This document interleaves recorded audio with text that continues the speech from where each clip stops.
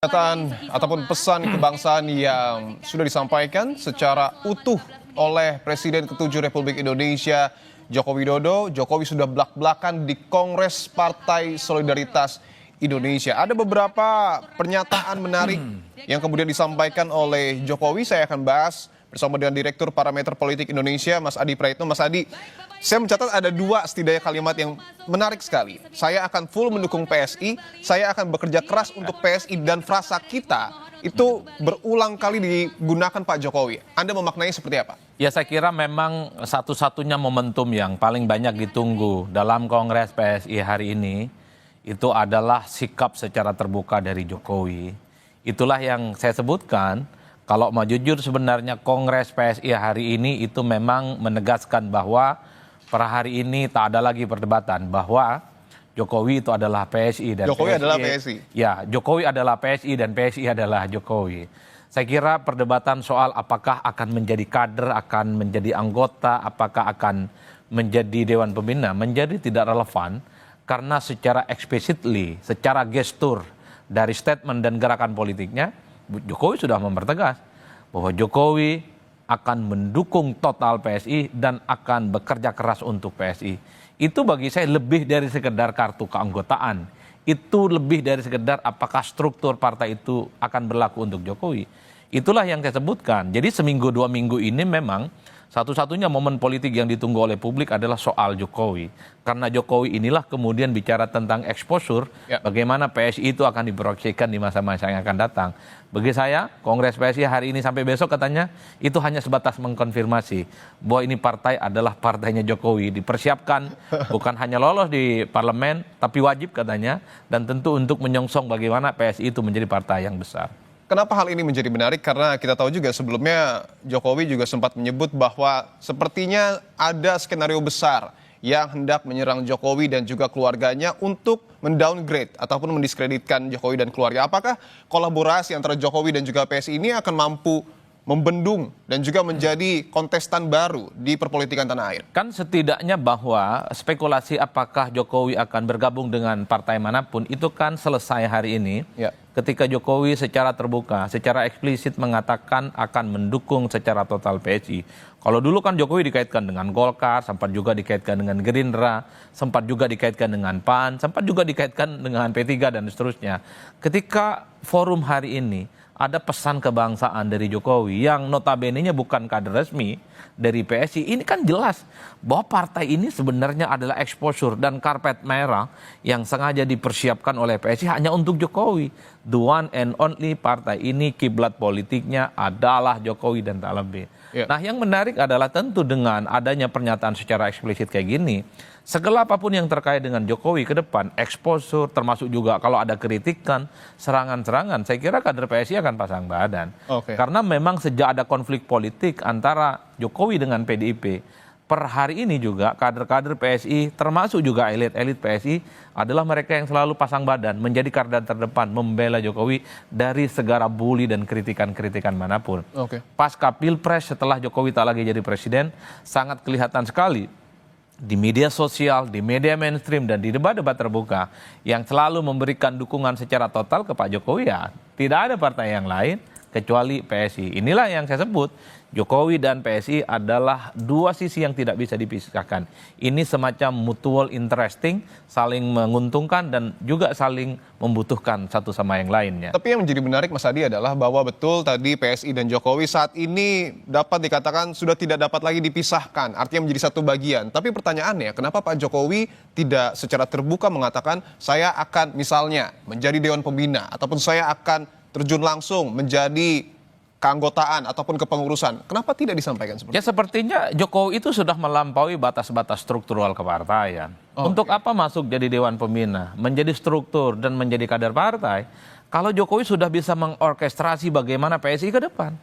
Kita bisa cek satu persatu, bahkan logo yang terbaru dari PSI, itu adalah pikirannya Jokowi, partai super terbuka. Itu orang tahu sejak beberapa bulan yang lalu, ini kan gagasan Jokowi. Dan bahkan secara fasih Jokowi menjelaskan apa yang disebut dengan partai super terbuka itu tadi. Ada revolusi yang disebut dengan e-voting dan seterusnya dan seterusnya. Nah, yang kedua, kalau kita mau jujur ya, ideologi yang dimiliki oleh PSI itu kan Jokowisme. Mereka declare sejak lama. Per hari ini mengkonfirmasi dan mempertebal bahwa sebenarnya kiblat politik, imam politik, dan bahkan mazhab politik PSI tak lain dan tak bukan adalah Jokowi. Itulah yang saya sebutkan. Bagi Jokowi sudah nggak penting struktur partai. Bagi Jokowi sudah nggak penting apakah akan jadi Dewan Pembina ataupun tidak. Karena saya cukup meyakini bahwa nantinya ini bukan hanya soal bagaimana Jokowi bisa mengorkestrasi PSI.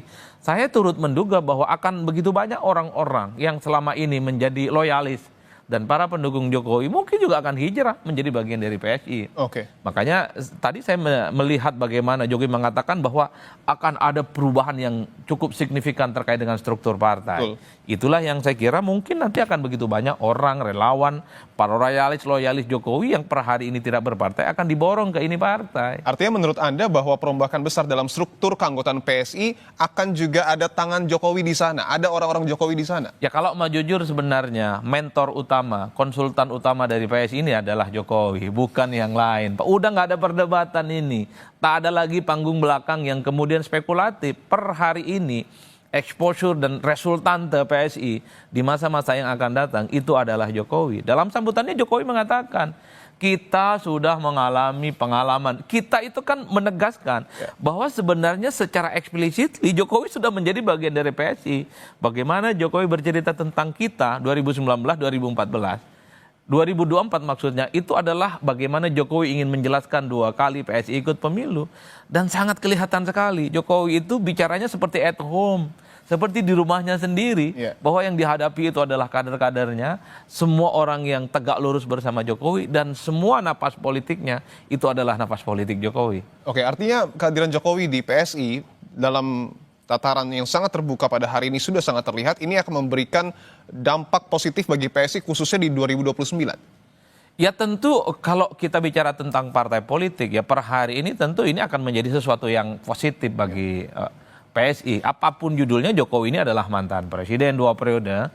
Jadi terlepas dari kontroversi, terlepas dari serangan-serangan yang belakangan ini cukup agresif nyerang Jokowi dan keluarga besarnya, per hari ini Jokowi itu adalah sebagai salah satu figur yang relatifly popularitas dan elektabilitasnya itu masih kuat di level grassroots. Dan kita juga tahu bahwa kalau memang Jokowi betul mewarnai partai ini total dan bekerja untuk bagaimana membesarkan PSI, kan kita tahu bahwa bagaimana basis-basis pemilih di Indonesia itu memang dalam banyak hal menggantungkan kekuatan politiknya pada figur tertentu. Pada figur tertentu. Kita bisa cek partai-partai politik besar di Indonesia per hari ini, itu kekuatan figur sangat dominan dibandingkan dengan yang lainnya. Magnet Jokowi tentu diharapkan bagi PSI akan membuat bagaimana lecutan untuk melakukan kerja-kerja politik yang terukur, terutama untuk menguji bagaimana PSI ini lulus dan lolos ke parlemen di 2029. Itu kan kita bicara tentang angka-angka statistik di atas kertas. Ada satu keyakinan ketika Jokowi yang mantan presiden, popularitas dan elektabilitasnya masih relatif signifikan, itu akan memberikan dampak positif bagi PSI. At the end, kalau kita bicara tentang bagaimana partai ini lolos ke parlemen, ujung tombaknya adalah kerja politik dan caleg-caleg yang diusung. Oke. Kan gitu jalan ceritanya. Artinya seringkali pemilih-pemilih di bawah itu tidak lagi bicara tentang figuritas, tapi yang diukur itu sejauh mana para caleg yang di bawah kerja maksimal, kerja total, kerja cerdas, dan meyakinkan pemilih untuk datang memilih partai dan caleg yang diusung. Maka tidak mengherankan ketika ada partai politik sekalipun tidak punya figur kunci, tapi kerja politik calegnya itu luar biasa, dia menang. Contohnya Golkar. Sorry itu saya harus kita katakan, Golkar ini kan tidak punya figur kunci, tidak punya figur signifikan, tapi Golkar ini selalu langganan. Setiap pemilu ke pemilu, kalau nggak runner up ya nomor 3. Per hari ini 2024 hasil pileg itu Golkar loh nomor 2 perolehan pilegnya. Itu kan menunjukkan bahwa mesin politik, soliditas dan figur yang diusung itu kuat. Oleh karena itu bagi saya ya ini adalah bekal yang positif sebenarnya bagi PSI ketika Jokowi sudah menegaskan akan kerja serius dan kerja total untuk membesarkan PSI. Tapi waktu dan kerja politiklah yang akan menentukan segala-galanya apa. Kerja partai, kerja caleg, dan kerja struktur itu akan menjadi kunci apakah partai ini akan cukup solid dan diterima oleh pemilih. Oke, saya ingin membahas soal sentilan-sentilan politik yang juga tadi Mas Adi sudah sampaikan di awal, bahwa tadi dalam pernyataan ataupun pesan kebangsaan Pak Jokowi ada beberapa hal yang saya garis bawahi. Pertama, ia menyatakan bahwa PSI adalah partai super TBK, artinya saham partai dimiliki kader. kemudian juga tidak ada elit dan keluarga. Anda memaknainya ini sentilan politik untuk partai sebelumnya atau seperti apa? Ya, ketika Jokowi bicara tentang tak ada kepemilikan siapapun di partai politik, ini kan ingin membalikkan logika partai. Dalam praktiknya, sepanjang sejarah reformasi hingga hari ini, memang ada yang disebut dengan oligarki partai. Bagaimana arah partai, kebijakan partai, determinasi partai, itu memang dikendalikan oleh sekelompok orang. Bahkan pada level pemilihan ketua umum, itu kan biasanya yang memilih pada level misalnya nih DPD ataupun DPW, level provinsi ataupun level kabupaten. Hanya orang tertentu, jumlahnya ratusan, dan dia akan voting kira-kira siapa yang akan memenangkan pertarungan politik. Jokowi ingin tunjukkan bahwa dengan PSI adanya e-voting, pemilihan secara langsung, one man one vote, ini adalah tradisi baru dalam pemilihan ketua umum partai. Saya kira dalam konteks itu bagus. Bagus dalam arti bahwa memang sejatinya partai politik itu tak ada orang yang punya privilege untuk menentukan dan termasuk juga bagaimana pergerakan partai di masa-masa yang akan datang. Kalau kita bicara tentang teori-teori politik, Robert Michel, ilmuwan politik, selalu mengatakan setiap organisasi itu pasti ada yang disebut dengan oligarki. Oligarki itu adalah ketua umum partai, dia sekjen partai, dan elit-elit lain, di mana partai ini hanya dikontrol oleh beberapa orang. Tapi Mas Diko, satu hal yang ingin saya katakan, kan juga orang bicara dan misalnya dalam tanda kutip mengkritik PSI. Betul bahwa PSI ini adalah partai milik kader, betul bahwa PSI ini tidak dimiliki oleh keluarga tertentu. Tapi kan per hari ini kita juga tahu siapa yang menjadi ketua umum partai.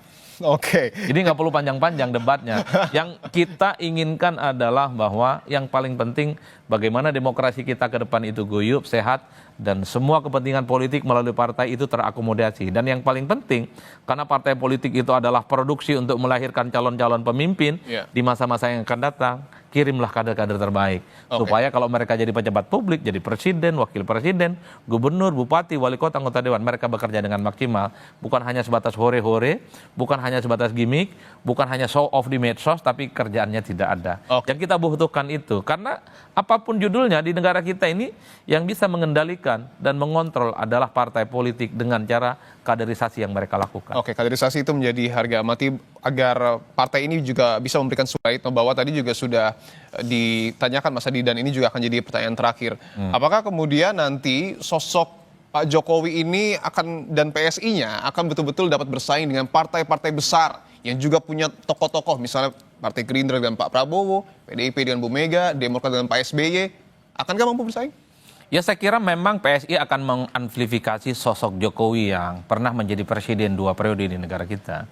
Mereka akan menyebutkan bahwa Jokowi adalah pemimpin yang baik, punya reputasi yang cukup baik, sehingga itu akan menjadi benchmark yang kemudian akan dikapitalisasi sebagai bagian bagaimana PSI itu tentu untuk menyusun bagaimana kekuatan-kekuatan politik mereka di masa-masa yang akan datang. Per hari ini tentu PSI akan mengklaim bahwa punya figur kunci, punya figur sentral namanya Jokowi. Itulah yang saya kira ke depan saya termasuk yang meyakini bahwa semua pergerakan politik PSI, orkestrasi politik PSI itu tak lain dan tak bukan adalah Pak Jokowi, bukan yang lainnya. Makanya kalau kita mau jujur sebenarnya, bahkan sebelum ada pernyataan resmi dari Jokowi per hari ini, dari dulu PSI selalu mengatakan sesuai dengan arahan Jokowi, partai super terbuka, partai inklusif, supaya terjun ke masyarakat, partai yang selalu bergerak dari satu pintu ke pintu yang lain. Itu bagi saya sangat jelas bagaimana PSI memang menafsirkan setiap ucapan-ucapan politik Jokowi menjadi sebagai sebuah kerja-kerja politik. Makanya saya ingin menyimpulkan sebenarnya dalam dialog kita pada petang hari ini, Kongres PSI hari ini di Solo itu adalah Kongres PSI rasa Jokowi. Oke, singkat saja Mas Adi, artinya partai lain tidak akan mampu mengakuisisi figur Jokowi? Ya karena memang dari dulu tidak ada partai politik yang mengakuisisi Jokowi, kecuali PDIP. Tapi pasca PDIP tak lagi dengan Jokowi, mereka sudah putus hubungan politiknya. Dan dalam banyak hal PDIP sudah mengamputasi bagaimana captive market mereka itu tidak ada kaitan dengan Jokowi. Inilah yang sepertinya akan dimanfaatkan secara maksimal oleh PSI di masa-masa yang akan datang, menyusun kekuatan politik. Jadi orang-orang, para pemilih loyalis Jokowi pastinya diharapkan supaya memilih dan bergabung dengan Jokowi sebagai bagian kepentingan politik di masa-masa yang akan datang. Tujuannya adalah kerja politik. Itu yang paling penting. Meyakinkan masyarakat di bawah adalah kunci bagaimana sebuah partai itu besar ataupun tidak. Karena partai kalau hanya jualan figur, jualan jargon, tapi ke bawah dia tidak kerja yang terukur, agak sulit menjadi Oke. partai yang besar. Direktur Parameter Politik Indonesia Mas Adi Praitno, terima kasih atas kehadiran dan jawabannya Mas.